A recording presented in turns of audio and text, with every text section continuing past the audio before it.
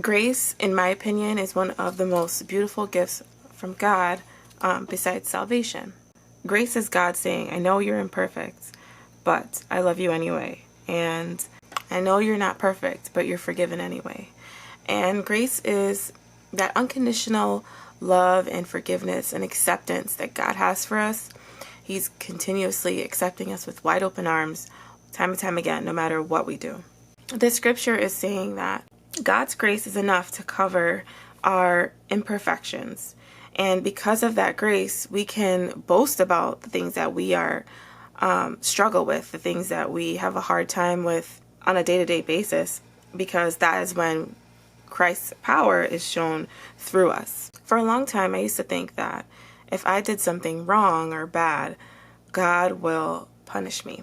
And if I did something good, then God will reward me. But that's just not the way how God works at all.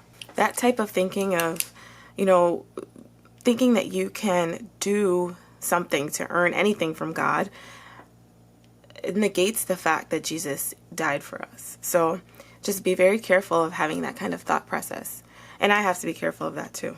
When we do something bad and, or when we sin, yes, sin has consequences. So if we go directly against what God is telling us to do for our lives, or if we sin in some way, we're going to have to suffer those consequences. For example, if I steal from a store and then I get caught and arrested and I end up in prison, that's not God punishing me because I did something bad. That's me having to deal with the consequences of my sin.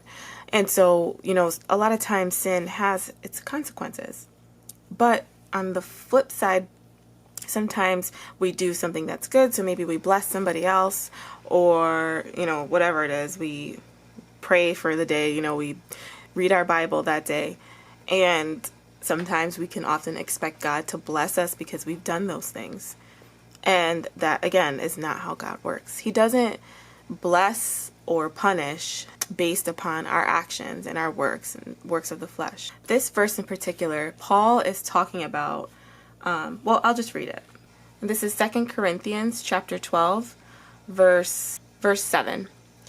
Or because of these surpassingly great revelations. Therefore, in order to keep me from becoming conceited, I was given a thorn in my flesh, a messenger of Satan to torment me. 3 times I pleaded with the Lord to take it away from me. But he said, my grace is sufficient for you. My power is made perfect in weakness. Therefore, I will boast all the more gladly about my weaknesses, so that Christ's power may rest on me. That is why, for Christ's sake, I delight in weaknesses, in insults, in hardships, in persecutions, in difficulties. For when I am weak, then I am strong.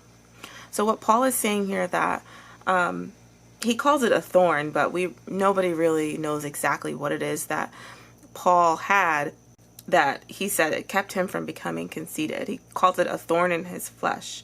And whatever it was, it bothered him a lot, whatever it was about him. And he's saying that even though that part of him he didn't like, it was an area of his life that was a weakness. And therefore, God's power can be shown through in his life in that aspect. And it's the same for you and me. So, if we have weaknesses in our lives, that's when we can rely on God to help us to change.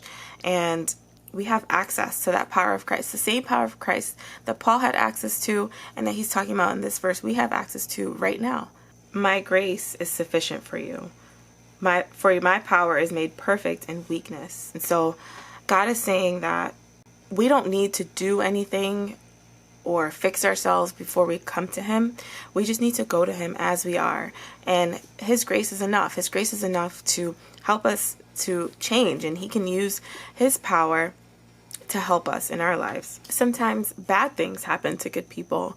And people, start to think, well, maybe it's because I did this and this in my life, and that's why this is happening to me. Or maybe bad things happen to good people and they just don't know why. Why is God punishing me?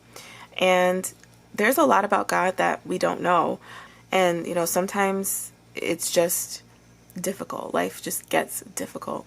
But when life gets difficult, God wants us to lean on him and to really draw close to him. Romans 11:6 says, and if by grace, then it cannot be based on works. If it were, grace would no longer be grace. So again, we can't do anything that can earn God's love, that can earn our salvation. We can't do anything that'll earn God's blessings or make him punish us. That's just not how he works. And sometimes it's kind of hard to wrap our minds around that, because as humans, that's kind of how we work, right? If somebody does something to us, then we distance ourselves from them, or we don't want to do anything for them. It's difficult for us to want to bless people who have hurt us in our lives. But God's not like that at all. He is so loving, and he extends his grace to everyone. All we have to do is nothing except Jesus Christ as our Savior. Jesus dying on the cross for us is enough, and that's all we need in order to be saved and to go to heaven. And that's the beautiful thing about grace, is that it's not in our power. It's, the power of Jesus' death. And if we just believe that wholeheartedly, then we are saved, and it starts us on a really great journey on coming closer to him. So don't ever feel like oh, I messed up today, and so now God's going to punish me. Or I did this and this that's good today, and now God's going to bless me. Because, like I said before, that's just not how God works. He operates on grace. Works of the flesh is just, it's not aligning with grace, like the scripture says.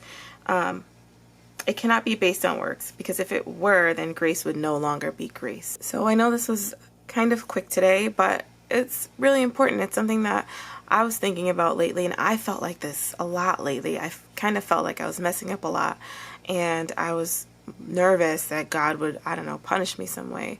And then this just clicked in my mind, and that's why I wanted to study it. So I hope it helped, at least somebody out there. And thank you so much for watching. I'll see you next time.